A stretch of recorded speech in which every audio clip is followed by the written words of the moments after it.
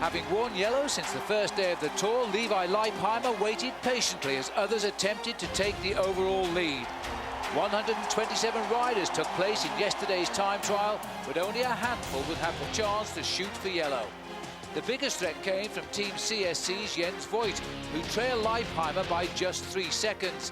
And as he crossed the finish with the best time of the day, it looked as though the yellow jersey was to be his.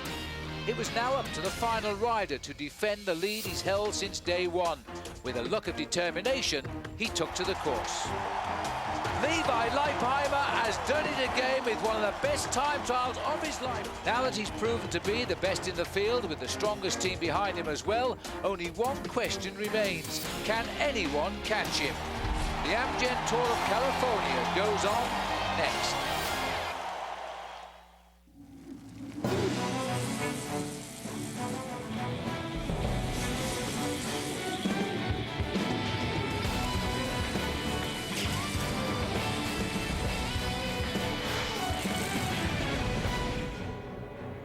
Beautiful blue skies above Santa Barbara, the Pacific Ocean, all of the ingredients today making it a great build-up for this last 2 days of racing in the Amgen Tour of California. And what a race we saw yesterday, everybody, in the time trial. Welcome back to our coverage here on Versus. Phil Liggett alongside me, Paul Sherwin. This is a head-to-head now for sure between two great bike riders. Jens Voigt sits just 21 seconds behind the race-long leader here, Levi Leipheimer. They're on the two biggest teams in the world, Paul. The rivalry is going to go down to the line now. Well, I think we need to explain the rivalry, because it's not just simply the rivalry between two riders. It's actually the rivalry between two teams, Team CSC and Team Discovery Channel. Last year, Ivan Basso used to ride for Team CSC, and over the winter season he actually switched camps, and I think that rivalry will be witnessed today on the road. It's going to be a huge battle, and the terrain today actually lends itself to a good battle. Well, 21 seconds at this stage of the race really isn't very much at this level of cycling. Jens Voigt will try to attack for sure because the course is conducive for attacks today. The hills come right throughout the first part of the course, then they race down here to the city of Santa Clarita. Yes, gentle winds. Just look at that sky, Paul. It is like a spring day. Fabian Cancellara here. He's one of the strong men on Team CSC. They've come head-to-head with Discovery. There's the man who's doing such a good job for Discovery Channel, Ivan Basso, and the National Road Race champion, George Hincapie. They're going to look after Levi Leipheimer today, if they can, keep him out of the wind, protect him, nurse him like the mother bee, and hopefully getting down to the finishing line in that leader's yellow jersey. Well, let's have a look before they get underway how the standings are. We're still talking of seconds, of course. That small second is 18 seconds, the gap, 21 seconds rather. 18 seconds, the winning margin yesterday. Jens Voigt in second place. McCartney did a great ride yesterday to come into third at 54. All of these riders on either Team CSC or Discovery Channel for the top 6. Then we go to Michael Rogers in 7th, and the top 10 complete there by Hesjedal. Some other notables for you. Rory Sutherland, he plunged yesterday, I'm afraid. I thought he would have made a good ride there. George Hincapie, his job is to help the race leader, as is Basso, and as indeed is Tom Danielson. Quick reminder then as to where we're going on this penultimate day of the Tour of California. A map brought to us by Garmin. There we are. We've moved on from Solvang overnight by public transport and cars, and then we're restarting from Santa Barbara, heading inland to the mountains. And there's some facts and figures for you. It's a long stage, this, on the eve of the big finish in Long Beach, 105.5 miles. And the rolling bit comes right out at the start. Last year's winner, not riding this year, was Olaf Pollock. And the weather, Paul, is simply great. Ideal racing conditions, 63 degrees Fahrenheit, very sunny, hardly any wind at all at 3 miles an hour. Let's get to the action as the flag flutters gently in the breeze.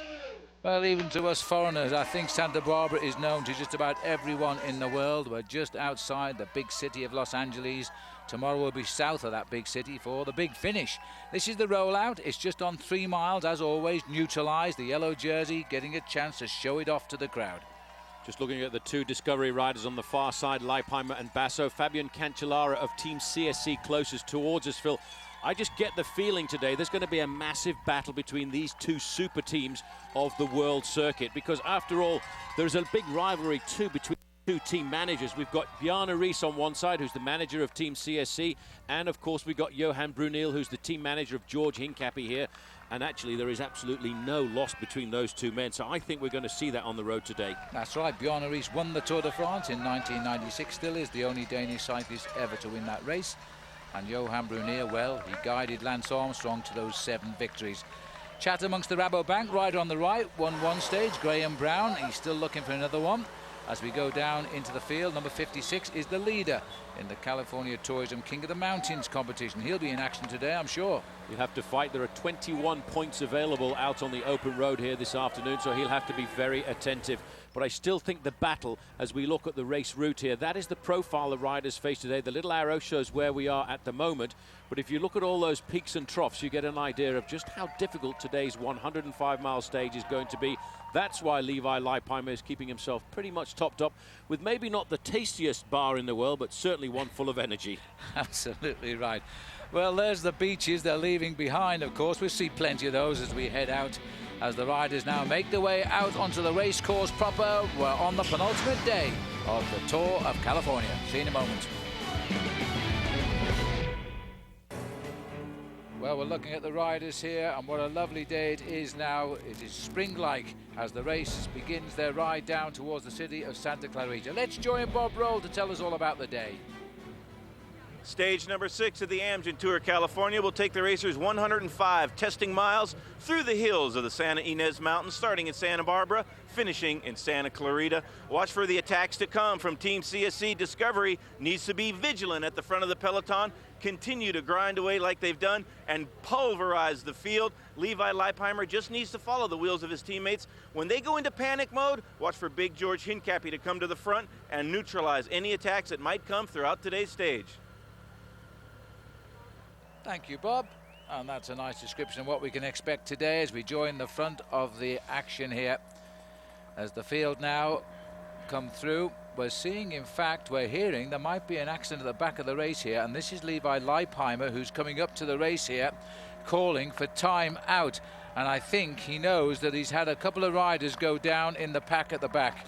Well, this is very often the unwritten rule in the sport of professional cycling. If there is a crash at the back, and there you can just see it, and that, I think, is George Hincapie, the US Pro Champion. He's holding his wrist there quite hard, and he's holding his knee as well. Let's not forget, George has had some nasty crashes in his career, and it looks as if one of the other riders has gone down from Discovery. Tony Cruz. Yeah. And in fact, Tony Cruz racing home tonight, because once he gets down to Long Beach, that's where he lives, so that's unlucky. They look okay, although I would be a little bit concerned there, Paul, about the wrist, the way George was holding his wrist just there. Yeah, well, I'll tell you what, the very fortunate thing about George Hincapie's crash today is actually the race doctor here in the Amgen Tour of California, Phil, is actually a hand specialist. Okay, well, we'll get more on that as we go along, I guess. Both riders are back on the saddle and seem to be basically okay. And we've got 2 riders who got away. They got away quite early on today, and they are Mauricio Ardilla, whose best claim to fame, I guess, is a victory in the Tour of Britain a couple of years ago. And he's gone with the American rider here, which is Sean Milne. There he is, 106. Sean had some good wins in the United States last year, and 5 of them in all. And he's now joined the leaders. It's the first time he's been on the Health Net team this season. Well, we're on this trophy called the King of the Mountains. We've talked a little bit about this race within the race a number of times throughout the Amgen Tour of California. Well, every time the riders go over specific points, mountain points in the race, they can earn themselves points. And today there's a maximum number of 21 points available. So that actually, Phil, is not going to worry anybody at all in the main field, because the leader of that competition is still the Frenchman Christophe Laurent with 26 points. So I think he'll be quite happy with this situation. Yes, it's perfect for him, because he's got 2 guys up the road who are not going to affect the destiny of that race winner's King of the Mountains title when we finish tomorrow down on Long Beach. The mountains end today, of course, and they end with a flurry, because we've got quite a few of them. We've got the 4th category we're climbing now. This is followed by a 2nd category climb. That's pretty steep and takes us over 1,100 feet.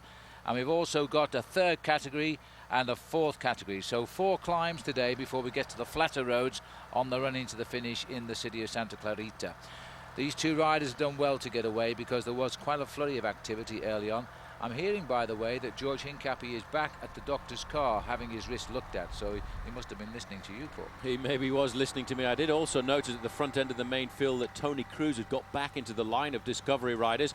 While we look at the 2 leaders here, you can see by the pedaling style of Ardilla there in the orange jersey, he was pretty good as a climber on the front end of the main field. It's not a surprise at all to see the teamwork being done. These riders are setting a tempo now for Levi Leipheimer, and the man on the front, very famous Ivan Basso. And Mauricio Ardila setting the pace. You can tell a climber, this little man, he's so light in weight, and they just fly up these hills. We often call them, when they're this small and so supple on the climbs, the angel of the mountains. There's the King of the Mountains sign, 200 meters. Ardila looks over to Milne. He's really putting Milne into a spot of bother here as he goes away to take the points and the prize. Once over the top, of course, he's going to wait for the American because he needs him. It's an awful long way to go. This is the 16-mile point of the race, so he's still a long way to go. Santa Barbara just down in the background there. A magnificent backdrop for a bike race. You can see that Ardila looks over his shoulder now, and he is a very seasoned professional, and he realizes that if they've got any chance of survival at all today, Phil, they have to form an allegiance. They have to share the pacemaking. There's another climb coming up in around about 3 miles time. There he is, easing up, very wise man from Colombia, waiting now to be joined by the American rider. That's the first climb behind them. We're up at 943 feet. This is action back in the main field at the moment, and just making a move there, it looks like Adam Hansen, the Australian, on T-Mobile. Good move by Hansen. He's a rider who's got a big pedigree in mountain biking, a 2-time winner of a race in Australia called the Crocodile Trophy, which is run in the Northern Territories. It's a massively long 1,500-kilometer mountain bike race. It is an incredibly hard one, arguably the hardest mountain bike race in the world, and he's won it twice. So there he is, the man in pink. He set himself quite a target. He's got 5 kilometers to go to the King of the Mountains, so that means these boys are about 3.5 miles ahead. So while they continue, let me remind you too that tomorrow here on Versus, it's the final day of the Amgen Tour of California. Watch it with us. We'll be down on Long Beach. There'll be a massive crowd that'll bust the record for this race. We've already had over 1 million spectators. Watch it on Versus at 5 Eastern tomorrow, and that's 2 Pacific time. Looking at the action again, they're back together again, but just seeing that 5 kilometers, which is 3 miles to go, Paul, that means that these boys are an awful long way behind. They certainly are. There's a little bit of a group forming off the front end of the main field here, and I was just thinking this morning that T-Mobile, the riders in the pink jerseys on the front there, they need to get a little bit of success out of this Amgen Tour of California. They really are looking for it. Hansen is the man who's decided to try and go out off the front, and his pressure here, Phil, is actually forcing a small group clear. Just sitting on the back, the rider in that sort of orange jersey with the blue sleeves, well, that is the man who leads the King of the Mountains classification. That's Christophe Laurent, the Frenchman. And that's why he's going away. This competition is sponsored by Californian Tourism, and boy, have we seen some of the nicest parts of this big state in the United States.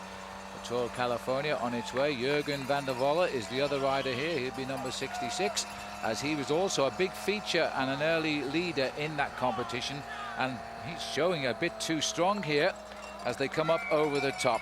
So van der Volle gets third. The leader in the competition goes across in fourth. Adam Hansen goes through in fifth, and rapidly zipping up his jersey there. I think it was the rider from the Slipstream team. It looked as though it could have been Tom Peterson. Probably was. That's the front end of the main field now. Again, the very dark black and blue jerseys of Team Discovery Channel doing all of the pacemaking, but there was quite a dangerous little move going clear there. I think they might find themselves in a little bit of difficulty. All right, well, there's the pack over the top, so they're not as far behind as we thought as they go over the top of the first King of the Mountains. There's 3 more of those to come. There are our 2 leaders. We'll update you on George Hincapie and Tony Cruz when we come back after the break, but they're certainly back in that main field.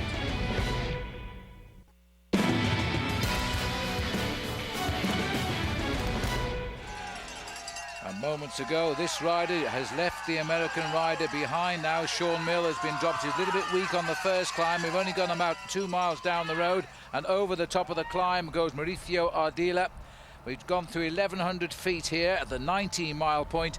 He's on his own now. Now we're into a section of the course here. It's an absolutely beautiful piece of countryside, but these riders now in the mountains for about 40 miles, and that may mean he can't afford to wait for Sean Mill. Well, he may well be getting assistance coming across pretty rapidly, because that man there is the leader of the King of the Mountains classification. The rider in the blue jersey is Jürgen van der Walle, and these riders have actually slipped off the front end of the main field. And what we may see happen, Phil, in fact, is a group of 6 or 8 riders forming at the front. So going back to the main field, here is George Hincapie. He's resplendent in his US Pro Champions jersey there. But he's got the green light, that's the important thing, Paul. He's been back to the doctor to have his wrist looked at, and the doctor's given him the green light to get on with the racing. So nothing broken. He must have taken a bit of a knock on it, and now he's rejoined the field. The funny thing is about the sport of professional cycling, sometimes it's the crashes, Phil, that happen when you're going at a slower speed are the more dangerous ones. When you're at high speed, you tend to slide and you don't quite get the injuries apart from a little bit of road rash. But I think that was a very difficult crash for George Hincapie, but he realizes the importance of staying in this race because he's got to help Levi Leipheimer get down to the finish in Long Beach tomorrow. Well, he looks okay there, but his wrist is probably hurting him. It's one, as Paul said, it's probably a silly fall and not expected. Well, he's up and riding. That's all that matters right now. The current champion of the United States. He's won that title before as well. And he is a very strong man to look after Levi Leipheimer. That's why he's in the race now, of course. Now let's go back up to the leaders because Jurgen van der Volle has gone away again. He was third up the first hill. He's now challenging to be third up the second climb. Remember, ahead is still Sean Mills, though he hasn't rejoined Ardea yet, at least. A little bit of action behind because the leader in the California Tourism King of the Mountains competition, Christophe Laurent, is also trying to come away and just stop Van der Volle getting too far ahead on these climbs and getting too many points. Look at this now, saluting the crowd. Now that's a Continental rider for you. I think he was actually blowing a quick kiss there to the Angel just at the side of the road. He's getting himself some more points. He started the day 11 points down on the leader in this King of the Mountains race we keep talking about, and now he's reduced that deficit to 9 points. It's going to be a hard battle, but he will try and battle it out all the way along the road today to the city of Santa Clarita. Well, this is Mauricio Ardela, little rider who is an absolutely magical climber, free at last to just show us how well he can climb. That's where we are, the flashing blue arrow. We're over the second red spot of the day. The red spots are the time points for the King of the Mountains, for the points distribution. The green spots there are the sprints along the way, which carry very small time bonuses, which comes off your overall time. So the first rider there gets 3 seconds off his time. Of course, as Jens Voigt started to snapple up those time bonus sprints, he will close the gap on Levi Leipheimer. That's unlikely now, as this breakaway trying to reform. Van der Volle has slipped back to the back. The rider in the pink is Adam Hansen, the Australian. The rider in the slipstream is Danny Pate, the former under-23 World Time Trial Champion. We've also got up here Christophe Laurent, and I think we've got Darren Lill. I haven't quite seen him for Navigators yet. Well, in fact, there's another rider slipped across the gap there, probably slipping across on the King of the Mountains, and 2 more riders you can just see in the distance too. So a lot of action here, and this could start to get very difficult for Team Discovery Channel to actually control this race. And let's not forget George Hincapie, although back in the main field, Phil, is a little bit injured with that wrist.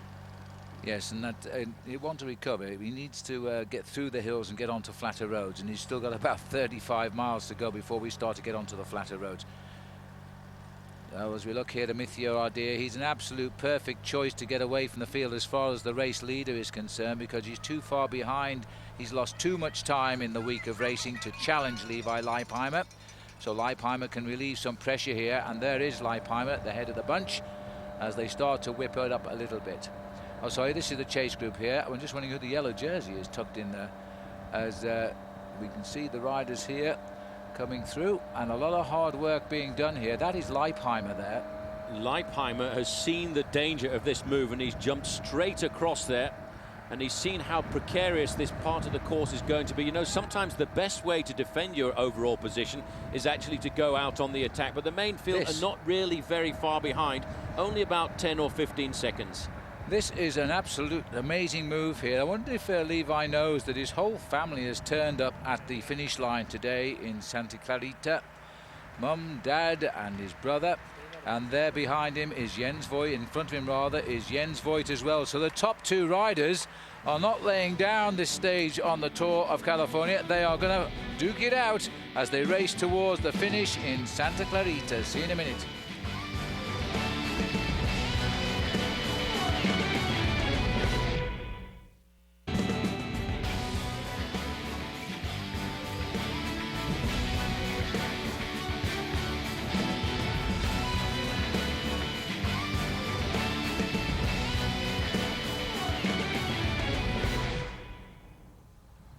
Well, we're back with the Tour of California, and now Sean Milne has already gone back towards the peloton. This is the lone leader here now, and looking in the distance there, he's not going to be the leader for very much longer. Mauricio Ardilla, he got away with Sean Milne after only 4 miles, but we're now running at around about 22 miles in, and he's going back into the bunch. But I think the field has split, Paul, into 2 distinct groups behind. Well, that doesn't look like the full field of riders just behind there, and that's all really, Phil, because of the pressure of going over these 2 successive climbs.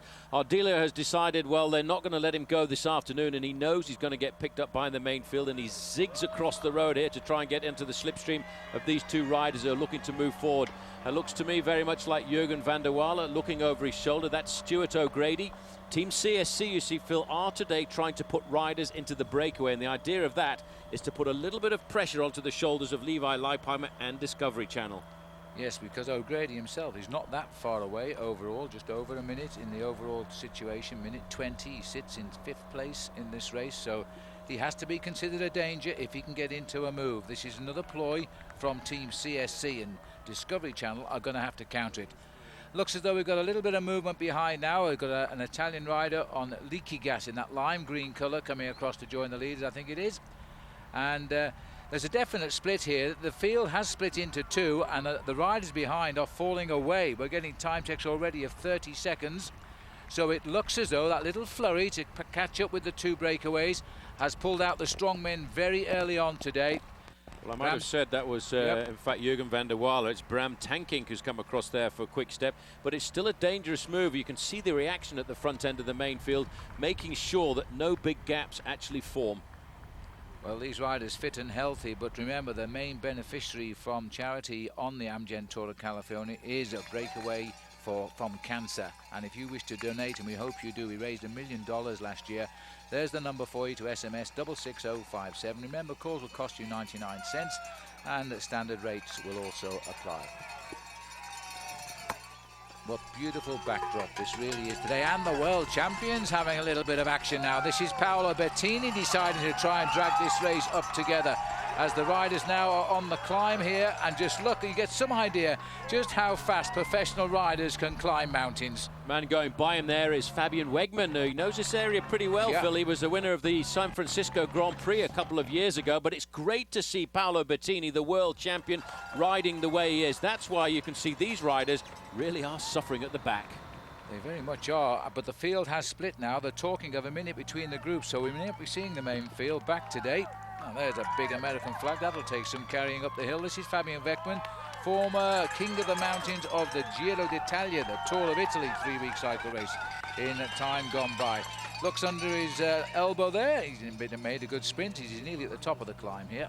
Well, I tell you, the difficult thing, I think, Phil, about these 2 early climbs is that the riders very often, after they've been over a couple of climbs, like a bit of respite and a descent down into the valley. Well, that's not going to be the case here this afternoon, because basically, having gone over a couple of climbs, they're on a plateau which undulates for about 20 miles, and that's going to make it very difficult for the legs, but it's ideal terrain for a breakaway to form off the front. And look at the way the front end of that main field there is starting to splinter. Now, this is a bit of a surprise, because at the back end of the peloton, 1 or 2 riders from CSC, and this looks very much as if it's Cancellara is in difficulty.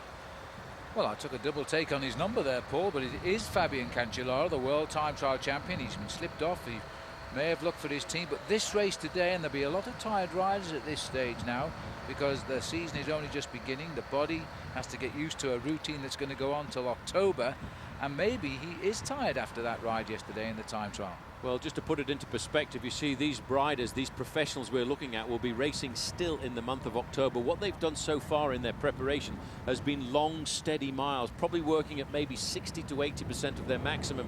All of a sudden, they come to the Amgen Tour of California, and the revolutions per minute shoots right up to 90, 95% of their maximum. That's why 1 or 2 riders are suffering a fraction.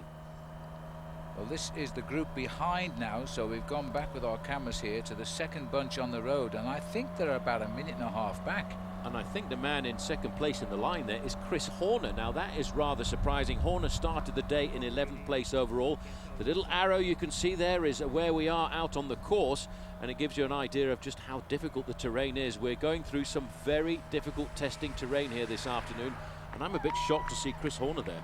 I think he must have been asleep when the racing started, because in all honesty you've got to ride near the front because of these splits, because now the split has happened, he can't carry across that gap by himself, and I think he's with a lot of tired riders.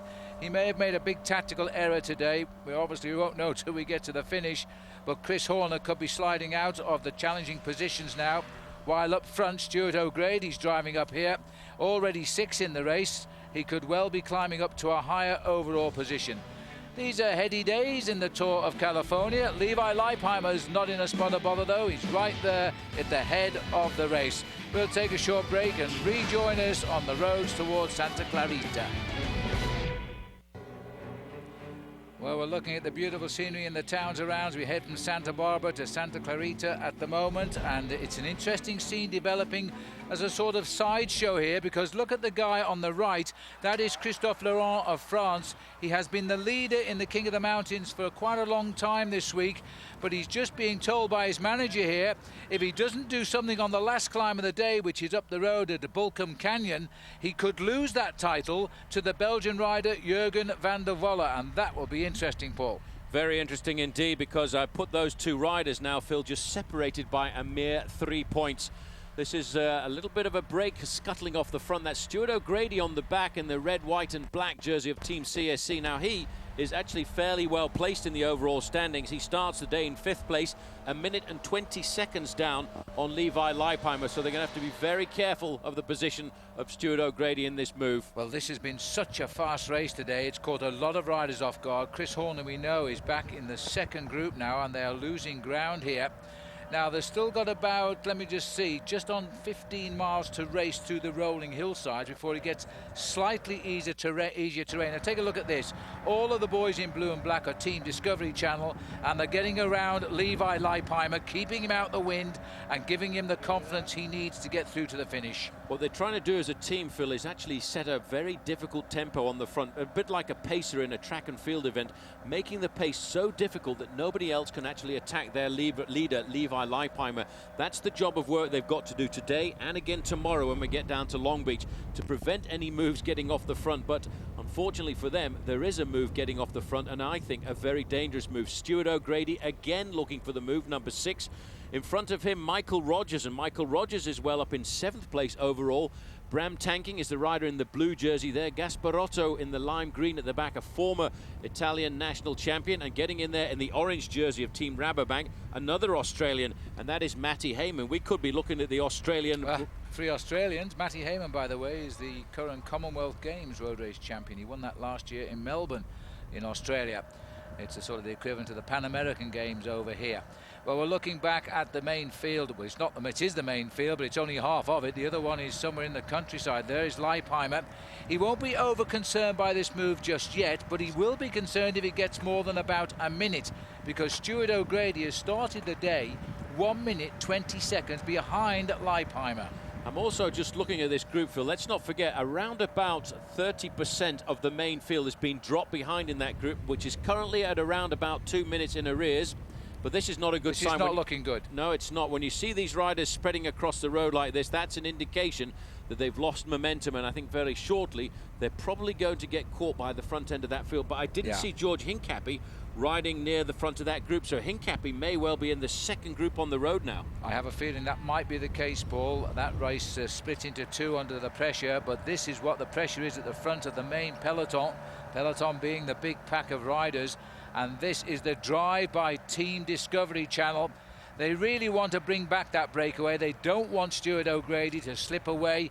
It's a great tactic by Team CSC, because after all, Team Discovery all distracted, watching Jens Voigt in 2nd place. So they put a man who sits 5th place overall into the front group, and it could work. If he gets out of sight, miscalculation, he could suddenly win the Tour. And I think they're onto this one. Well, they know the best thing they can do is to isolate Levi Leipheimer away from his teammates, because after all, as you say, Phil, Team CSC are in an ideal position. They're 2nd overall, 4th overall, 5th overall, 6th overall. They can throw any one of those numbers into the move to try and put Levi Leipheimer into difficulty. This is a tactic in the old days of the Soviet Union. We used to call them the Red Guard when they raced around the world. That was the sort of tactic they employed.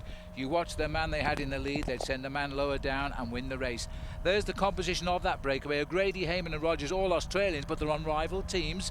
Bram Tankink is from Holland, and Gasparotto is an Italian. Now the Aussies, I think, will work together, even though they're on rival teams, to try and break the grip. But just looking around here, Stuart O'Grady, he's seeing somebody coming up there, and it's not the peloton.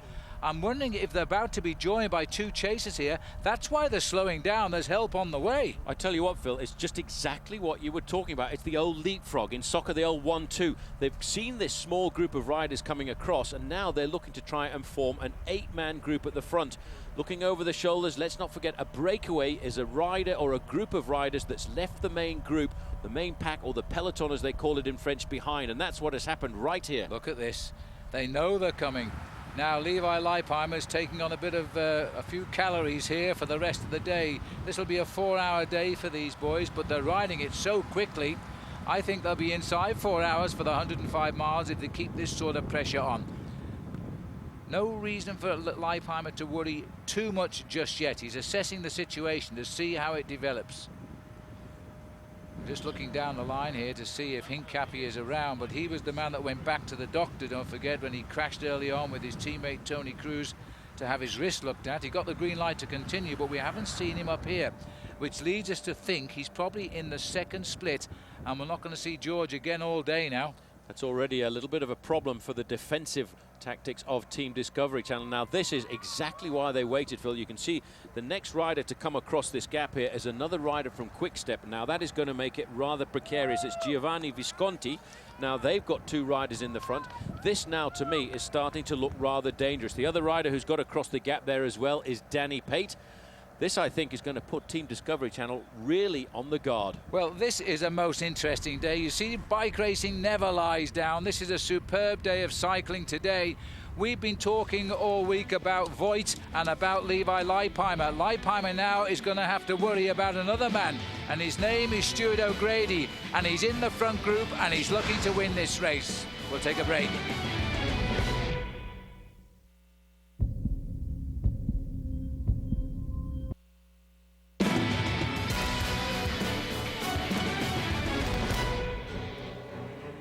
Well, earlier today the race rolled out. It was all smiles for the riders on Discovery Channel. George Hincapie settled in, but then moments later Hincapie on the ground here, and he's fighting to survive at the moment because the race is split. This was the situation when they heard of the fall of George Hincapie. Teammate Levi Leipheimer shouted time out.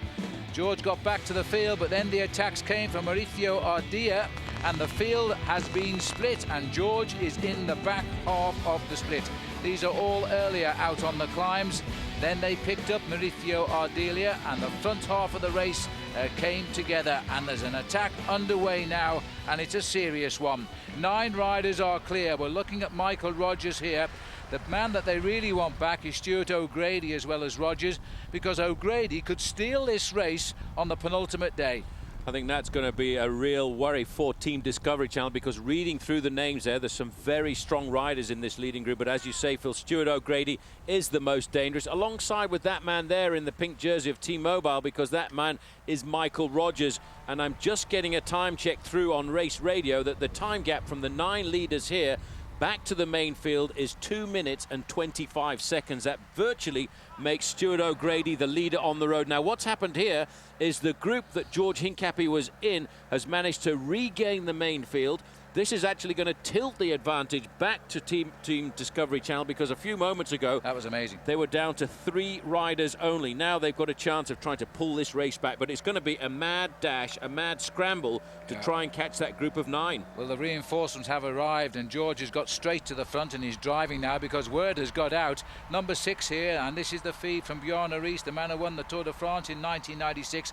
He's playing an ace card here with O'Grady, who sat 5th overall at 1 minute and 20 seconds this morning. He's in a breakaway now, putting him virtual leader of this race, and that is a typical move by Bjorn Ries. He's a great tactician, and he's playing a strong man in an Olympic track champion.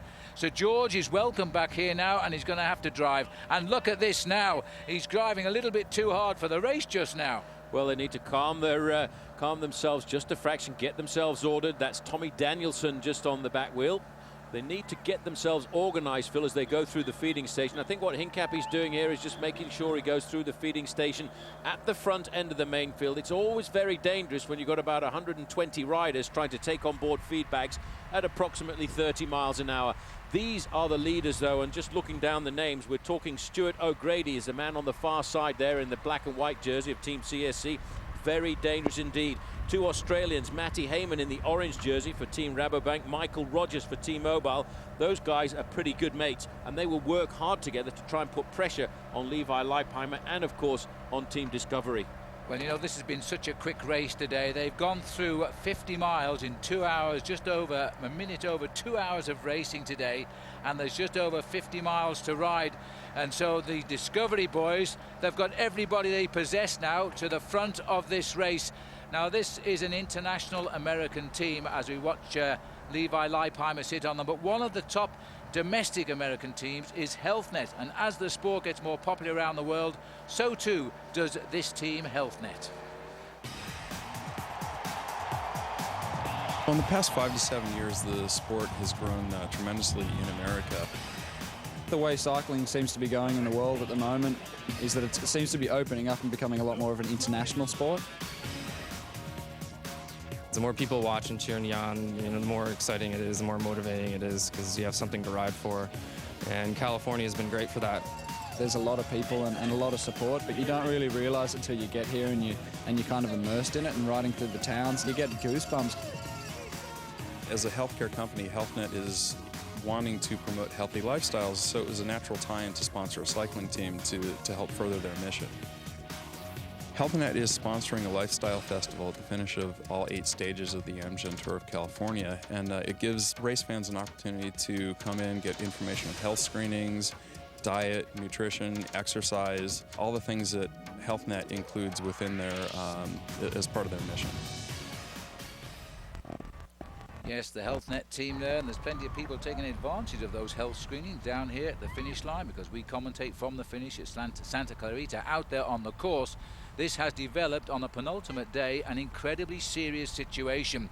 Levi Leipheimer, as we speak, is out of that leader's yellow jersey, and it's owned by the man in that breakaway, Stuart O'Grady, because he's wiped out, Paul, his 1 minute 20 seconds deficit. Yeah, but Phil, that is only if we were to stop the race right now. Yes. But for these guys, Team Discovery, they've still got around about 50 miles to ride, and they've still got the possibility of turning it round again and bringing it back into the advantage of Levi Leipheimer.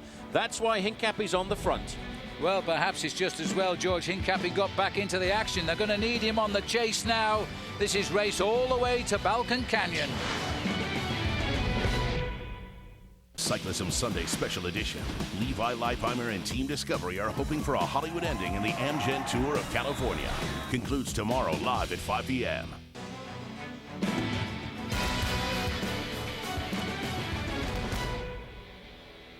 We're looking at the leaders here and a possible big sensation in the Amgen Tour of California, because a breakaway of 9 have established a lead of almost 3 minutes, which means that the rider in the red and white on the inside, Stuart O'Grady, is now the leader of this tour on the road. We're about 45, 50 miles from the finish. The thing is, this is a very solid breakaway as well. It's not just Stuart O'Grady. The guys in the breakaway with him are all very seriously strong professional bike riders. Bram Tankink is in here for Quick-Step. He's got a teammate, Visconti. I think the 2 Australians as well, Matty Heyman and, of course, Michael Rogers. They're 2 strong riders on the flat.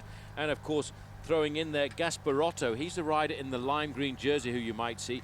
He, 2 years ago, was the Italian national champion. So this is a breakaway of serious men. They're driving with one intention now, to win the race for CSC, and Stuart O'Grady is up there. Michael Rogers, if it stays like this, would finish the race second, and Levi would drop down to third. And that's why these riders now know they're on the defensive. Luckily, George Hincapie, who fell earlier, got back in a chase group, and he's able to drive the pack here. George's own position is not important now. They've got to drag the rider in yellow back into this race, and the chips are down. Chips are seriously down, and that's why you have to have a strong, solid team around if you want to win one of these multi-day stage races, because as an individual, you can't chase down all of these moves like this. But with a strong team, you can use your team to chase away. And what they're chasing now is this 9-man group, which contains, I think, two very serious contenders. Stuart O'Grady started the day at 1 minute and 20 seconds down in the overall standings, and Michael Rogers started the day 1 minute and 34. There you can see the little flashing blue arrow. That's exactly where we are. We're actually starting the final categorized climb of the day, Phil, and you can see just how difficult this climb is. This is the last categorized climb of the Tour, and because of the breakaway, the close battle that had developed earlier between the mountains leaders, which was Christophe Laurent of France and Jurgen van der Volle of Belgium, that's negated now because neither of those two riders are in the front group, which means that Christophe Laurent doesn't need to contest that last climb to become the king of the mountains. This is Volcom Canyon now. It's a nasty, steep climb, and the breakaway is finding it tough going. This takes us up to just over 1,000 feet, and you can see this, it's only a short climb, Paul, but boy, it's a steep one. I tell you what, that's the way the cookie crumbles sometimes. For one guy, he's actually seen this breakaway be an advantage for him, and he's got himself a win in the King of the Mountains competition, which is that race within the race. But for Levi Leipheimer, that seriously put him under an awful lot of pressure, because now he's got to get all of his team together. He's got to rally the troops, organize the chase on the front end of this group, and then he's got to chase this group down if he wants to save his Amgen Tour of California, as you said, Phil, on the penultimate day. Well, I think everybody's caught off guard by this. Everybody was watching Jens Voigt, who had said at the start he felt Levi would watch him and he couldn't do much else now. He felt Levi would win the race. And then they send the man who sits in 5th place in this race into a breakaway. He starts the day 1 minute and 20 seconds behind. He's now in a group almost 3 minutes ahead. And just look how this hill is hurting. This is a very steep climb, which has actually caught all of these riders unawares. They've looked at the race profile and thought, oh, well, this is a 4th category climb. So they've probably got themselves a fraction over geared. This is Gasparotto on the front, 2 years ago, Italian national champion. And look at the backdrop there. I think all of these riders didn't expect this climb to be quite as steep as it is. When they go over the summit, they are facing 50 miles to go down to the finish line. What they need to do if they are looking at winning this race overall now is get themselves organized once they've gone over the summit of the climb. It undulates for 10 miles, but then after that, it's a long, steady climb up to the finish line here in the city of Santa Clarita. Well, the Italian flag, it's the Irish flag flying there at the moment. There's no Irish riders in this breakaway as they continue to climb, but you're right, the gradient here has caught these riders with the wrong gears today. They've just gone on to an easier stretch of road with Gasparotto, and coming up behind him is Jouffre on the Belgian Predictor Lotto team. Wants to get over the top. It'll be interesting to see how the peloton handle this climb, because they too are going to get caught out now. It's going to really hurt Team Discovery Channel when they come here, because before they get to the bottom of this climb, they're riding on the front of the main field, setting the tempo for Levi Leipheimer, but all of a sudden their legs are going to go, ooh, I don't want that anymore, and they're going to be literally shattered all over this climb. They need to then regroup the troops, get to the front end of the main field again, and start to organize their race. And there's our old hairy friend again, the big hairy supporter. He's been flying around for the last week as the crowds have turned out yet again on this, the final listed climb of the Amgen Tour of California this year. And Jouffre is the man who's gone over the top first. He gets the maximum points and a small prize as well, but he won't try to win this race alone. He needs those other 8 men around him. Still 2 hours of riding to go to the finish. Now you can see it's still Discovery Channel pretty much on the front end of the main field. Levi Leipheimer knows this climb. He's been over it before. As we can see the Pope on the left-hand side, he's making an appearance here at the Amgen Tour of California today, and he's probably going to bless all of these riders, well, and they'll be blessed if they get over the top. The way this time gap is opening, a little bit of divine help might be what will save Levi Leipheimer right now, because they didn't plan this counter move that came from CSC. It hit them very, very hard, and they're taking an awful long time to recover. And there's a big question mark now whether they will recover, or will there be a change of leadership when we get down to the finish. Jouffre's gone away. Gasparotto's the first to rejoin him. Then comes Michael Rogers. This is the breakaway. Rapinski from the Navigators team is up there as well. And then comes Bram Tankink. There's Stuart O'Grady, the man with the most to gain. He is the virtual leader of the Tour right now, number 6. But this had to be something that Team Discovery should have been aware of, because when you look at Team CSC, Phil, they started the day with 2nd place overall, 4th, 5th, 6th. This was the recipe. This was what they were going to look for. Put a different rider, and you cannot just watch every rider from Team CSC.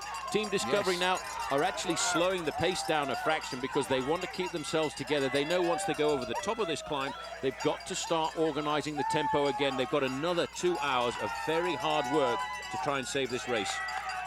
Absolutely amazing, and the perfect strategy coming from Team CSC. They all watch Jens Voigt, and off goes Stuart O'Grady. They could have all watched Bobby Julich, but they chose to watch Voigt, and O'Grady went. And this is the steep part of the climb. Now, they are climbing with good tempo here. Tom Danielson trying to drag his team up. Basso is there, George Hincapie is there. Now, that man from Norway needs to move off the course here as the peloton comes right up towards the top of the climb. Danielson said something there to George Hincapie. It might be we're nearly at the top because the chase down the other side is going to be pretty fierce. They're very lucky that Hincapie has actually recovered a fraction, Phil, because let's not forget in the early part of the stage today, Hincapie was on the ground. He injured his wrist. He was in a group behind. But true to the man's character, he fought his way back into this race. He fought his way back to the front because he knows how important today's stage is. That's why we can see him doing all of that work on the front end of the main field. And they've still got a long way to go, Phil, if they want to save this race. Here's the top of the climb. They're over, and most of the riders from Team Discovery Channel are there. Well, we reckon the gap on our watches as they go through camera is about 2 minutes and 17 seconds. So they have come back a little bit on the climb. It was out to 2 minutes 50. The race is on. What a great day of racing for us. But it's a real nervous day now for Levi Leipheimer and Team Discovery Channel. Back up with the leaders here. This is Jouffer now, and all of the boys have come back around him. We've got 9 riders versus the rest as the hills slowly start to slide away from the race now for the rest of the weekend. It's now going to be one terrific pursuit as we race down the valleys and head for the city of Santa Clarita. Stay with us, see who will lead by the end of the day. We won't be long now. And we're looking at the leaders on today's stage. It's 105 miles from Santa Barbara to the city of Santa Clarita, and they still hold this lead of just on 3 minutes. That represents more than a mile ahead of the main field.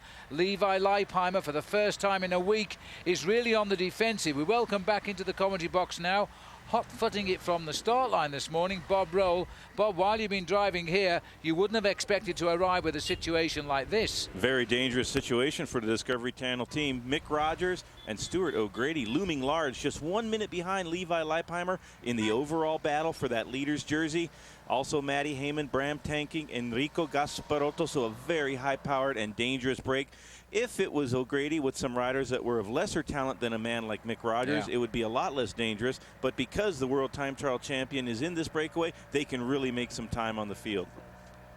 They certainly can. I think it's a very dangerous move, and Team Discovery Channel are really going to have to pull out all the stops. Last year's winner of the 2006 Giro d'Italia on the frontier. Look at the way he's grimacing there. This is not an easy chase. It's going to be a very difficult chase for these guys to actually turn this around. And if you look at the way they're riding in the road, that's an indication that the wind is coming from the riders' left-hand shoulders. And what they're doing here is actually putting all of the other riders in the race in a serious amount of difficulty because there's not much shelter from the wind. There isn't. It's coming right onto the shoulders here and pushing them over to one side of the road, and there's no shelter.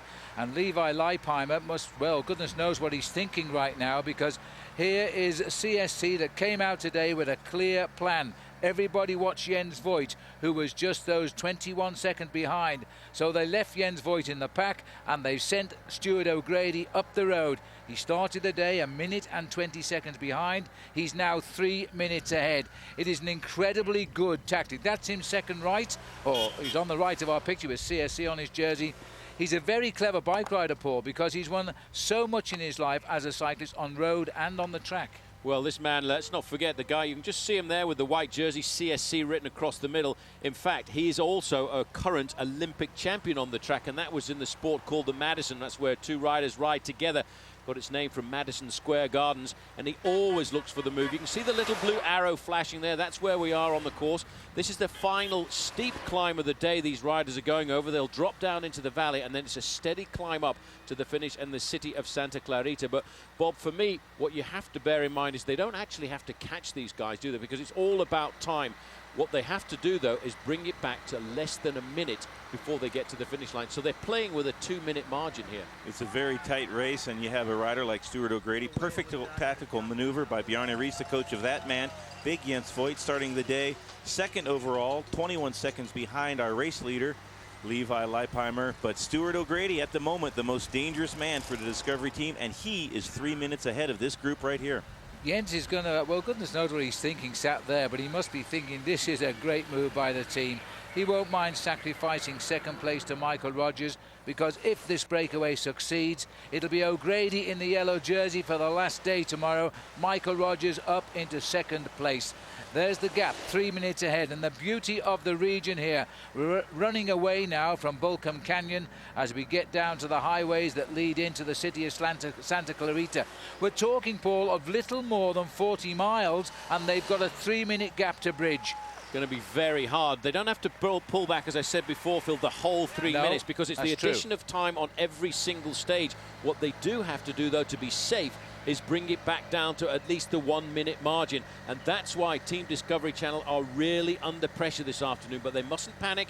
They've got to keep all their forces together. Every rider has to give as much as he can for the team leader. What a great race this is turning out to be. Well, perhaps we need some more tranquil waters, perhaps. Well, in June, the most famous and prestigious boat race is sailing on to Versus. It's the America's Cup, and it starts on June the 23rd. Watch it live at 8:30 a.m. Eastern Time. Well, that's something to watch for. Right now, though, the waters are rather turbulent out here, because 9 riders have got together. They've ganged up on the race leader, and for the moment, Team Discovery Channel are on the defensive. That's Danny Pate having a bit of trouble hanging on to the tail of the breakaway as they now top 50 miles an hour on the way downhill. We'll take a break.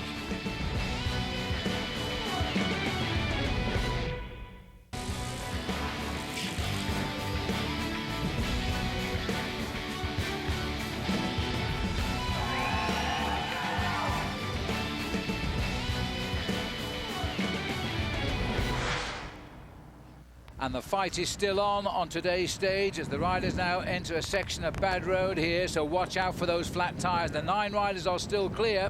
The gap was 3 minutes. The last time check we're getting, Paul, is 2 minutes and 10 seconds. They've pretty much got it locked in at the moment. They now are looking to bring back a further 1 minute to save the yellow jersey of Levi Leipheimer. A little bit of rough road there, Bob, but fortunately all the riders in that leading group of 9 have got themselves through safely. Might not be the same in the main field. No, it might not be the same. It might be quite a difficult section for the peloton to traverse altogether. Of course, the breakaway, only 9 riders, over 100 miles coming to that gravel section. And that is an arroyo, very tough to keep pavement on those when the water comes down during the torrential rains that we have in Southern California, washes out the roads, and that'll be a tough obstacle for the peloton in just a couple of minutes. Well, I am hearing it as you were speaking, Bob. They pulled back another 5 seconds. Oh, the breakaway, not the peloton. It's now 2 minutes 15 seconds. So they've started to reverse what seemed to be like a backward trend for the leaders. So it's not over and done with yet. There we are. 2:15 is the gap between the George Hincapie-led chase here. And George has been simply fantastic today, Paul. Yeah, he's an unbelievable contender. Let's not forget he was out of the back at one stage, fell off, injured his wrist, and he's now back at the front of the main field now working for his teammate. And that kind of explains a little bit the mechanics as to how this race is going to end up, because at the front we've got 9 riders, but of those 9 riders, Bob, 1 or 2 of them towards the end are going to start to slowing back, not doing quite a hard turn at the front because they're trying to start to think about winning the stage. Whereas in Team Discovery Channel, every one of those Team Discovery Channel riders will give 110% for Levi Leipheimer. It is truly amazing the type of momentum that the peloton can generate and just gobble up the lead of any type of breakaway as we get the peloton led by George Hincapie coming into that very tough gravel section. Let's see if this produces any flat tires in the group. So far, no problem for Discovery Team. Well, they're battling over the gravel, and you can hear the wheels thunder through here. More than 100 cyclists have got through. It looks as though things are good. Sometimes it takes a mile for things to work through. 32 to go. Talk about real professionals. I'm not sure if you noticed, but just on the front, that is big Brian Van Borg. He looked over his shoulder to make sure that none of his teammates had any mechanical problems, and then all of a sudden looked straight up the road again, back to the business. Well, we're looking down at the helicopter, from the helicopter here, the 9 leaders. We pan back, do we see the other riders? They're the team cars directly behind the breakaway, and nothing seen yet. So panning left. That's the bad road coming up shortly. It's a big gap still to close this as they snake their way through the valley now, heading towards the finish. And we're running out of time, just on 30 miles from the finish, and a gap of 2 minutes and 15 seconds.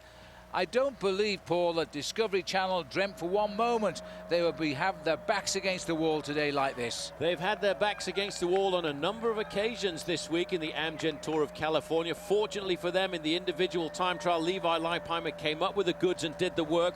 That's why I think they'll still have a little bit left in the bank for when it comes down to the last hour of racing. Well, this is going to be an amazing finish to the race today. It has been a great race all week, and even us as the so-called experts never expected such a move to work like this. There he is, the rider on the left, Stuart O'Grady, still the virtual leader of the race as we race towards the finish. And still, it is the boys behind who have to chase it down. There's still time.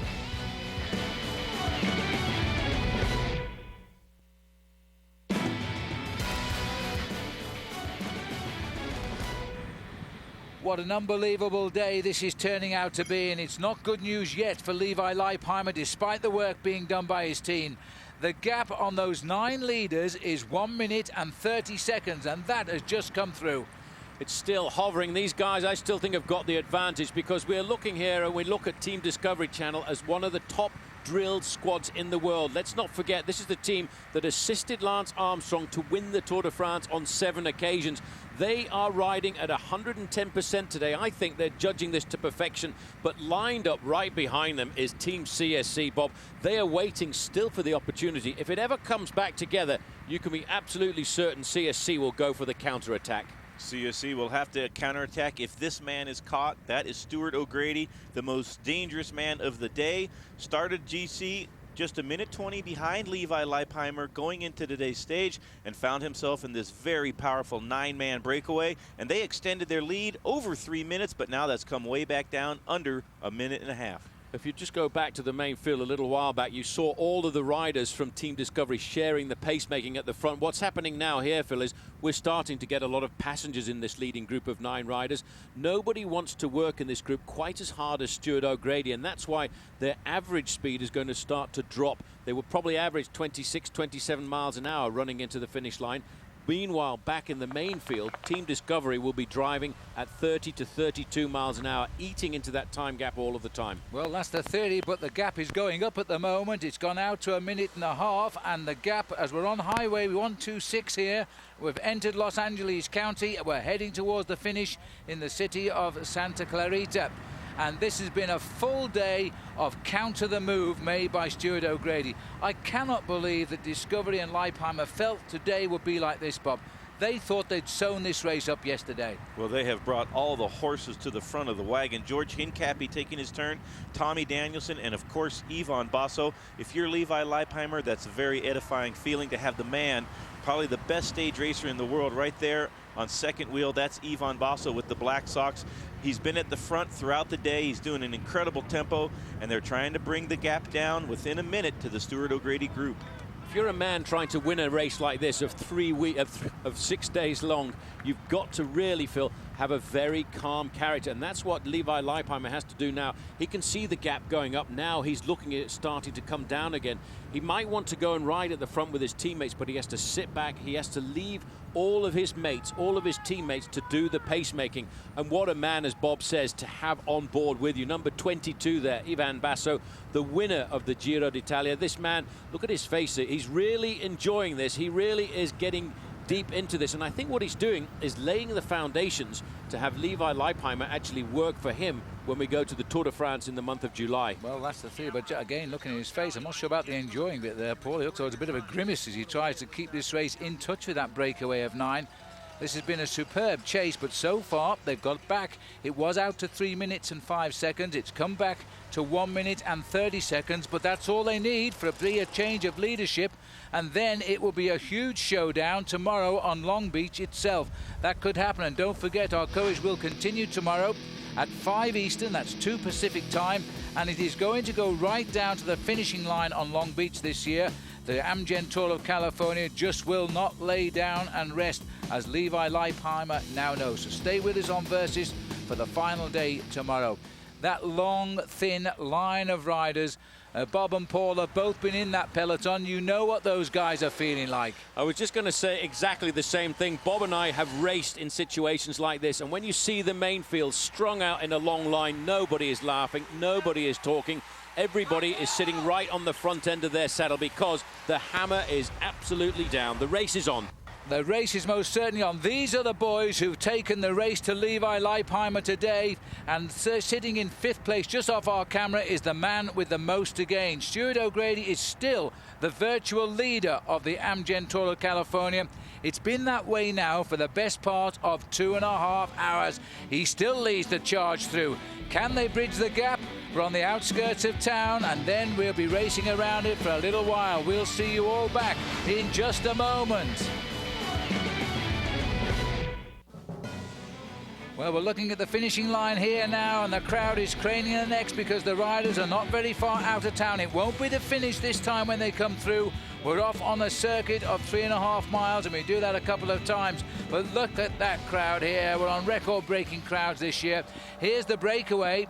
Now, irony above ironies, Paul. The time check we've just received, 1 minute 20 seconds, exactly the gap that Stuart O'Grady was behind at the start of the day. It has been hovering like that for the last 20 miles or so, but now I think a little bit of dissension starting to appear in the ranks here, because 1 or 2 riders starting to become passengers in that leading group of 9 riders. They are now starting to think about the possibility of winning the stage, and that's why they will hold back a fraction, and that, I think, will give advantage over to Team Discovery Channel. Just looking back down the road there, we get a chance in a moment to see the very long string of riders, because they really have been hammering over these last few miles to try and pull this race back together. They have to stop the clock at 1 minute and 6 seconds in my calculation if Levi Leipheimer wants to retain the overall leader's jersey, because there is, let's not forget, Phil, a 10-second time bonus for the first rider to cross the finish.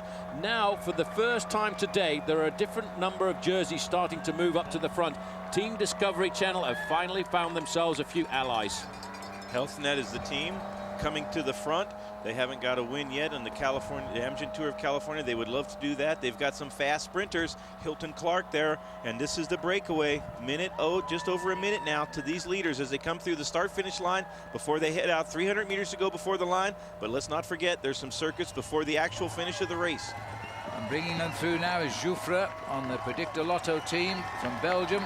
The man with everything to gain. The crowd cheer them through. They've been watching this, don't forget, already as the race comes into town. They know who is in the lead.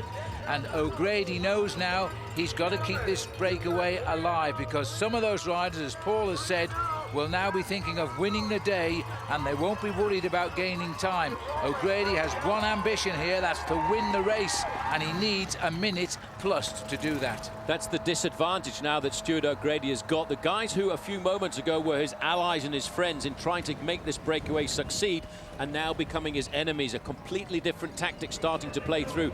The big advantage he has is it's actually quite difficult to organize a chase on a circuit like this. These riders will face 3.5 laps, or 3 laps, I should say, of 3.5 miles around the city of Santa Clara. But as Bob noticed, a number of different teams are starting to come to the front, because a lot of guys here are trying, Bob, to get themselves the victory of the stage, which itself is a glory. It's been CSC and Discovery dominating most of the proceedings so far in the Amgen Tour of California. Of course, time is running out.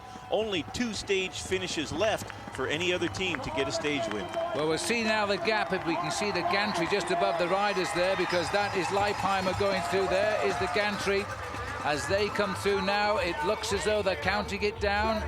And I'm looking at 1 minute, 3 laps to go, 1 minute 10 seconds.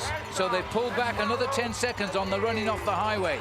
It's going to be a very fast run around the city of Santa Clarita here, because these guys now are starting to whip it up.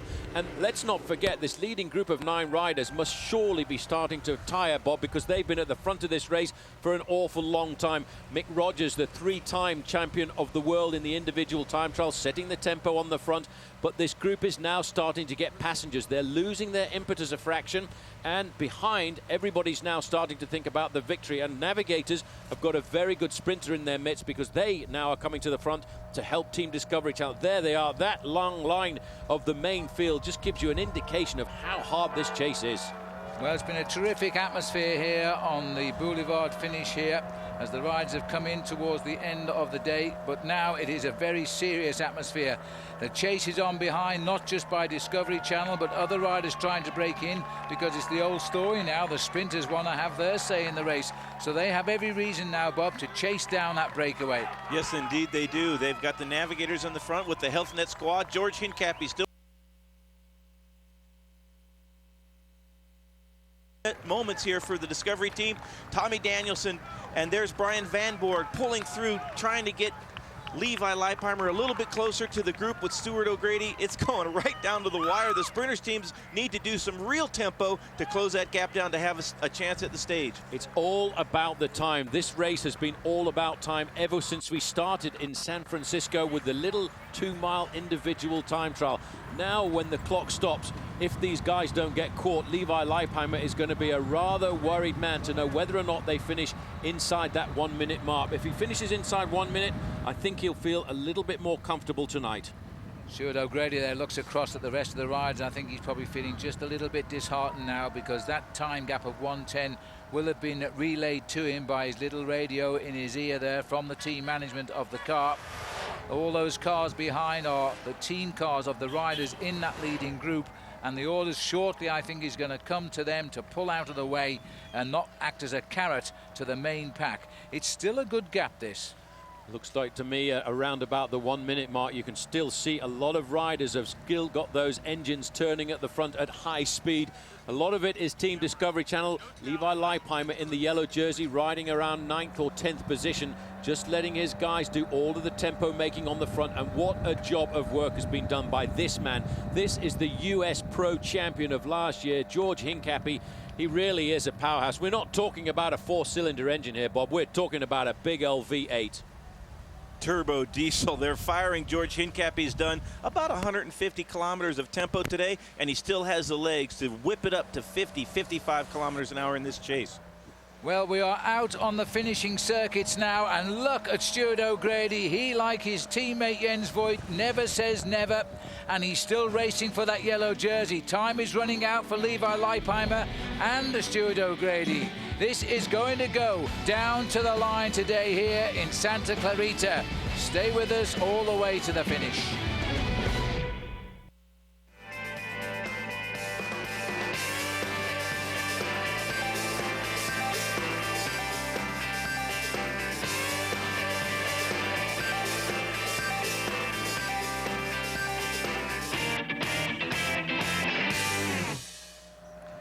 Levi Leipheimer thought he was safe, but he's fighting for his very survival in the Tour of California, and the rider on the front here, spearheading the charge, is still there. Stuart O'Grady of Australia. The lead, the last check, is just about 1 minute now. This has been a 60 miles pursuit. It has been an absolute battle. That man on the front, Stuart O'Grady, is a fighter. He is really one of those riders we have to give the nickname a road warrior. He's crossing the line now. We are looking at 7 miles to go to the finish. These riders, I think, now realize that they're not going to change the overall classification. Now they've got to try and survive and stay off the front end of the main field, because they want to get something out of this long breakaway, Bob. That's a problem for the riders in the break. If they start thinking about the stage win for Stuart O'Grady, they're not thinking about gaining time on the peloton. Mick Rogers has been doing a tremendous amount of work, so Stuart O'Grady still has a couple of allies left in this breakaway, but most of the men will start looking for the stage win, and they will try to save as much energy as possible, sit on the wheels, not do the work. In the meantime, here's the peloton charging. They have one mission in mind. All these men on the front, they want to catch that breakaway. Well, clearly closing in on the gap. I didn't see the time check on the gantry, but I reckon it's inside a minute now, because the Team Discovery Channel have got themselves some other riders on the front now. Team Health Net are getting going as well now. The reason being, they want to bring the sprinters through. They've got 2 circuits, just 7 miles to the finish now. There's still the race to race for the day, of course, from that group up front, and they won't ride as a group of 9 to the finish. Wait for the attacks to start. Well, that's important as well, because we talk about the individual race, the race for the man who's the most consistent over the whole of the Amgen Tour of California, but actually just taking out one of the special stages like you would in car rallying is important too, because if one of the riders in the race can take the stage, he's actually saved the race for his team, because he's got themselves a little bit of extra publicity. Again, O'Grady, Phil, will not give up.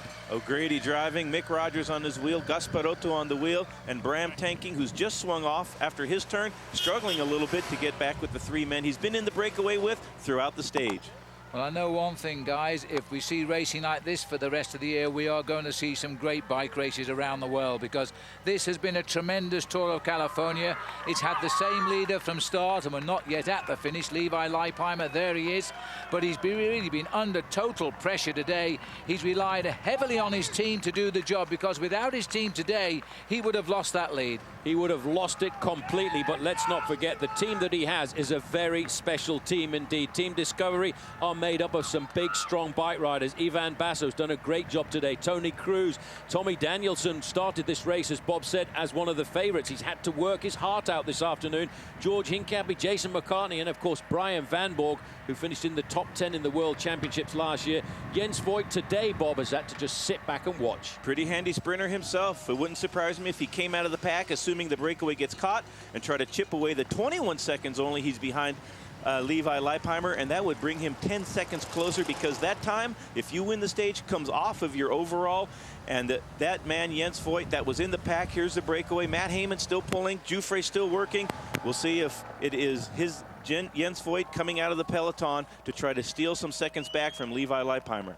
Well, there's a little bit of discontent in that leading group, I think, now, because they know that the race is coming up. Let's look at the relationship from the leaders. That's inside a minute for sure now. They are down to around about 45, 50 seconds, and it's the HealthNet team now who are driving on the front, and it looks like Rory Sutherland sitting in the driving seat. Well, I noticed one of the riders from that leading group of 9 actually sat up and waited. I've got a funny feeling that was actually Victor Rapinski, the rider from Team Navigators, and he was probably thinking about trying to go to the front end of the main field and work for his team, because they've got a good sprinter, Team Navigators, Hilton Clark, the Australian.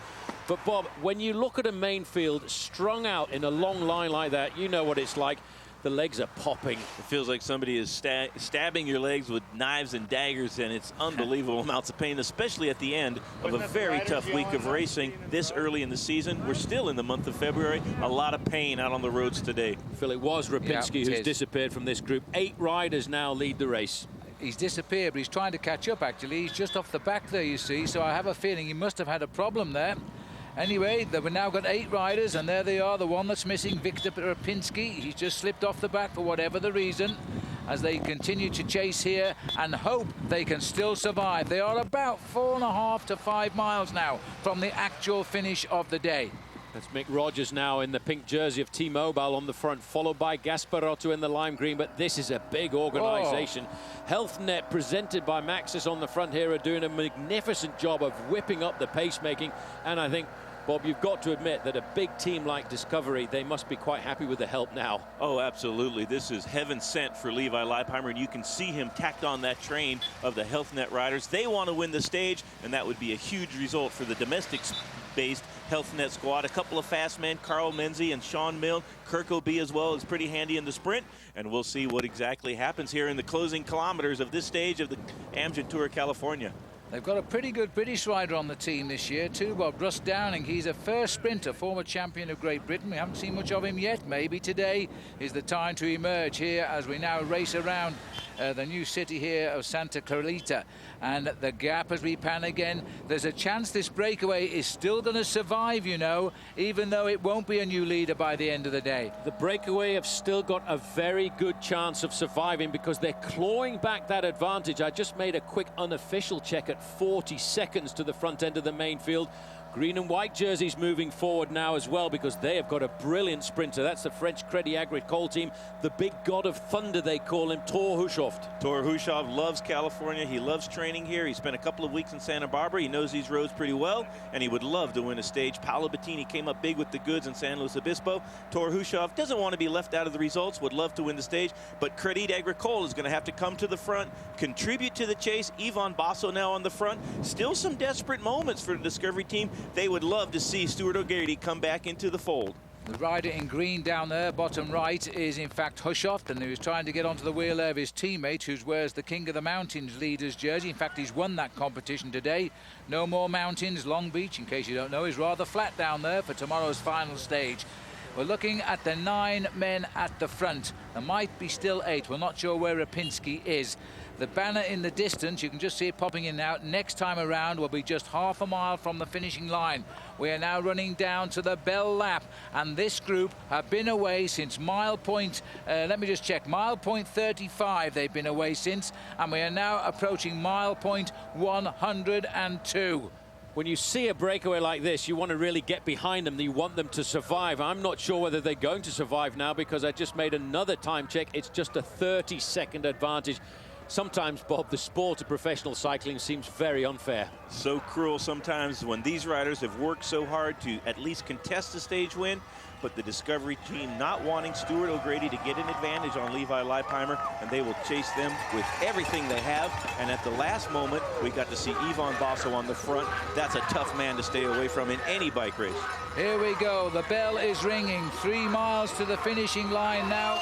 As they start to go through the line, Bob Roll leaves our side to go and have words with the winner. We think that Levi Leipheimer has done enough now to keep his lead. If the gap opens again, of course, he'll be in desperate trouble once more. The peloton, the big bunch, are racing up towards the line. They're there now. 20 seconds is the gap. It's pretty much all over. All these guys now can hope as they turn off the pressure on the front end of the peloton and they survive. But I don't think, you know, it is a mean sport sometimes. Isn't it? How do they do it, Paul, and time the catch like this? Well, they seem to have timed it once again to perfection. You see, that's why Team Discovery Channel is one of the top teams in the world. They are well drilled. They planned it out. They knew exactly what they were doing. They have dosed their effort over this 70-mile chase to pull it all back together right in the very sight of the finishing line. If you're watching cycle racing for the first time, you'll go a long way to see a stage like this for the rest of the year, I think. This has been one of those superb days of bike racing. There'll be a lot of stories to tell tonight amongst the riders. They have had their backs against the wall for over 60 miles because one man, Stuart O'Grady, refused to say no, and he went out on the attack. For a while, he caught everybody off guard. This is an attack here coming now, and this, I think, is Tanking who's making the move. Yeah, that's Bram Tanking, the Dutch rider on Team Quickstep. He thought this was a very good moment. It's always a good idea to wait until the last possible moment. Jouffre takes over now in the pink jersey of the Lotto squad there, stretching them out, but it's Gasparotto in the lime green jersey of Team Liquigas, former Italian national champion, bringing it back together. Still 8 men. There's big Thor Hushovd on the far side of Levi Leipheimer. He is a great sprinter. He was the best sprinter in the Tour de France a couple of years ago. Now Levi Leipheimer is licking his lips a little bit. He's had to sit back and be very patient here this afternoon and let his teammates do all of the work. Well, as Levi came through the start-finish, he's done it twice already. I wonder if he caught sight of his wife, of his brother, of his sister-in-law, of the kids, and of mum and dad, because they're all here today. They've all arrived down from the far north and the chilly snows of Montana, and they're here to see him take on another yellow jersey, and they must have had a very nervous day today. Very nervous day indeed. They've all moved down from Montana, where in fact Levi Leipheimer is from. We know Levi Leipheimer lives in Santa Rosa. He's lived there for the last 12 years. The gap now, Phil, is not very much more than 5 or 6 seconds, and O'Grady still wants to have a go. That's O'Grady on the front. Look at the peloton, the pack, they're right there now. Then 10 seconds, if that. Now O'Grady looks over his shoulder. His heart must have hit his boots, because after leading this race by 3 minutes, he was the leader of the Tour. It's now down to this, and the whole pack are on them. They're amazing, the pack. They are just like predators waiting to pounce on their prey. Their prey has been this 9-man breakaway, which shrank to 8 on the finishing circuits. And now the predator has caught its prey. The whole of the main field is back together pretty much in one pack. 2 miles to the finish. The race is back together for the first time since mile point 37. And now it is the sprinters who will have the day, and because everybody who finishes together gets the same time, that is why Levi Leipheimer now will keep his race lead. He might, but he's got to be very careful of the man riding just in front of him, because Jens Voigt won't give up. Jens Voigt is only 21 seconds behind Levi Leipheimer in the overall picture of the race. He's got to be very careful that the German doesn't jump away on the run in towards the finish and grab himself a few seconds. He must not lower his guard right now. He has to remain attentive, and it's very dangerous to do, Phil, at the front end of the main field, because the sprinters, they take no prisoners. And T-Mobile have got control now. They're smarting a little bit this week. They want a stage win. They had second at the early start. They've had another second with 2 different riders here. Cholak and Henderson are the sprinters. They both had narrow seconds. The camera didn't tell lies and put them into second place. Now can they get the win? It's free for all for the sprinters now. Watch how those riders, despite the fact they are in a big pack, how much room they actually make for themselves in that group. Look at the zigzags. Look at the riders moving all over the road, trying to find the slipstream of the rider they want to use for the final sprint to the line, because it's very much like NASCAR racing. You've got to use the slipstream of the rider in front, and you can catapult off that wheel and get yourself up to 50, 60 kilometers an hour. And that in English money is about 38 miles an hour as they come down towards the line. The CSC rider who was on the front has swung off now. So it's all down to who wins the day now, because the leadership will stay with the man who kept the yellow jersey all week, Levi Leipheimer. All of these guys will get the same time. Should, in theory, be no change in the overall classification on the eve of the final day. But that's the first time in 4 hours we've been able to say that. The Gerolsteiner team from Germany are moving up with their men. They've got some fast sprinters like Robert Forster, who's also a very fast finisher. Well, I think Robert Forster would like to get the win, because strangely enough, tomorrow we go down to Long Beach and the mayor of Long Beach is called Rob Foster, so he's probably rooting right now for that man in the light blue jersey of Team Gerolsteiner. But Phil, this is a moment when these riders show us why they are special men, the sprinters. They're inside 1 kilometer to go now. You know, the fastest man in the world a couple of years ago, Mario Cipollini, was recorded in a sprint at going at 42 miles an hour. They might need to do that to win again today. Now HealthNet forcing their way back into the picture. This is for the moment a lead out for Robert Forster. He is the 3rd rider in the blue here as he tries to get through. He specializes in winning stages late in a 5-day race. Maybe it's going to be his day. The boys in pink of T-Mobile have got onto his back wheel, and I thought I saw Graham Brown there, who's also a good sprinter. Now where is JJ Haido? Because he is also the man who needs to break into this picture, and I don't see him just at the moment. I can see Freddie Rodriguez, though. He rides for Team Lotto, and he's a guy from California too. He would certainly like to get himself the win. Freddie Rodriguez is lying in 5th place. Right behind Freddie Rodriguez, the green shorts there are on the shoulders of Thor Hushoff. Now look at the men fighting for position. They're trying to battle to stay right up there. They really are lifting up the pace as they come into the last few meters. We come to the end of a brilliant day of racing, and it looks as though Robert Forster might pull this one off as he's launched to the line by his teammates. This is his big moment now. Cholak is on his back wheel as they race up. Henderson, in fact, is on his back wheel, and Henderson has also tried once before. It's a little bit too far for Forster. A lot of switching around, and at the end of the race it has gone down to, I think it's Fabian Cancellara. It's gone down to the rider from CSC who's come out of absolutely nowhere. One would suspect, though, that is JJ Haido. I forgot he's changed teams in all of the excitement. That's Haido. He's got his stage win, number 3. CSC, at the end of the day, had a great moment. It was a big battle. It was all about today, really. Team Discovery Channel versus Team CSC, and they came up with the victory. Looking a little bit further back here, this is George Hincap. He's still coming into the finishing straight, and there he's having a little chat with Fabian Cancellara. But the victory on the day, the big battle, well, they won one of the wars, but today they've won themselves the battle of the city of Santa Clarita. It was a wonderful day out. Yes, they lost the real battle because they went to win this race overall tomorrow when it finishes, and for a while it looked good for them, but in the end Levi Leipheimer gets all of the congratulations. I reckon that's Levi looking for his team to say, guys, thanks for everything because you saved my race, and that is exactly what has happened today.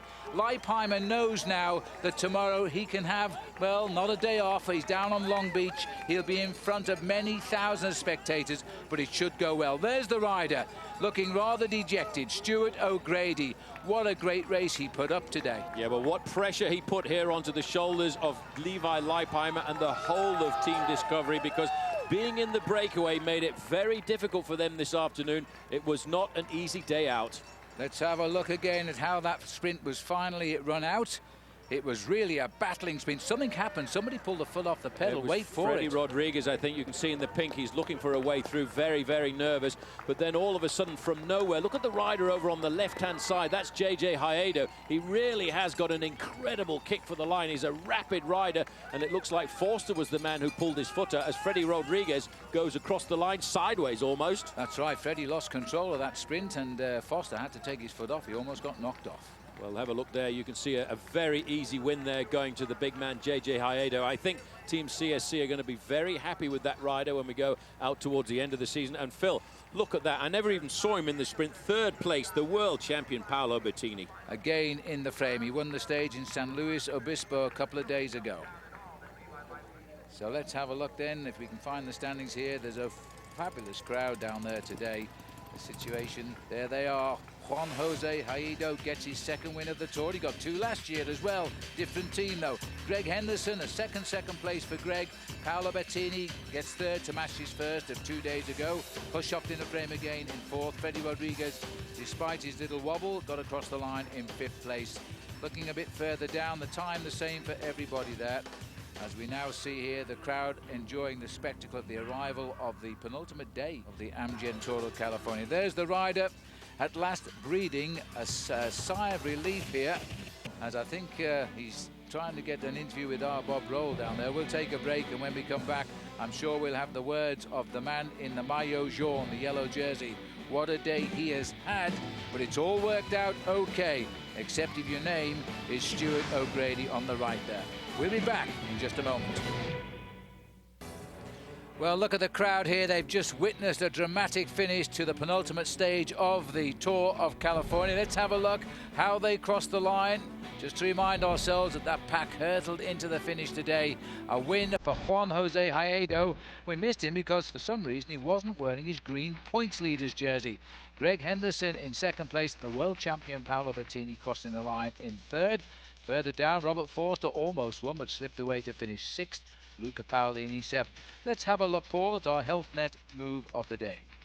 I tell you what, Bill, you don't always have to win to get the Health Net move of the day, because today I feel this is probably the move. There on the ground you can see George Hincapie. He crashed very hard onto his wrist. Teammate Levi Leipheimer called for a timeout, but George Hincapie chased to get himself back into the main field, and what a man he was for the rest of the team. Team Discovery Channel, it was like having a massive, great big V8 on the front of the main field. That's why today he's got the Health Net move of the day. Well deserved indeed. Let's go to the podium now. There he is, Levi Leipheimer. At times today he must have thought he'd lost this race, but he can breathe a sigh of relief again because he's still got his overall lead intact. He's held it from day one, and that's the end of the full week of racing now. Today, tomorrow of course we go on to day 8, and it's another day down on Long Beach. What a happy man he is now, but I bet it wasn't the case earlier. Let's have a look then at the overall standings, which changed on the road but came back together to remain as they were this morning. Jens Voigt still needs 21 seconds. Jason McCartney, Leipheimer's teammate, sits third. Julich is in fourth. Stuart O'Grady, in the end, stays in 5th place. Further down is Christian van der Velde completing a great tour. Michael Rogers could so easily have been second. Instead, he stays in 7th. As we look down at some other names, Rory Sutherland there in 13th. Let's join Bob Roll with a relieved Leipheimer. Absolutely brutal day out on the roads. Could you win the Tour of California with any other team? No way. I mean, I don't even have any words to describe what the team went through today. I mean, it was the whole world against us, and there's a lot of strong riders out there, and they did not hold anything back today. And the team, I've never witnessed anything like it. It was. I mean, we were down, we were out. We had some bad luck in the beginning. 2 guys went down, George and Tony, and the rest of the field didn't stop. They kept going, and the attacks were relentless. And we were, at some point, you know, down to 2 of us, and they held it together, and then at the end they dug super, super deep. What a great day of racing, though, they provided for us, and tomorrow it all rolls to an end. This is our map from Garmin. Down in Long Beach is where we are for the final. Well, the race is done and dusted as the riders now travel by bus and private motor car down to the other side of Los Angeles. And make sure you're with us tomorrow for the Amgen Tour of California finale. It all happens at 5 Eastern Time, 2 p.m. Pacific. The last day around Long Beach, 77.5 miles, and then by the end of it, Levi Leipheimer should be able to say, I led this race from start to finish. What a great race, how the crowds have turned out. This has been a wonderful week down the western seaboard of the United States. California has done this race proud. For Bob Roll, Paul Sherwin, Phil Liggett saying, see you all tomorrow. Goodbye.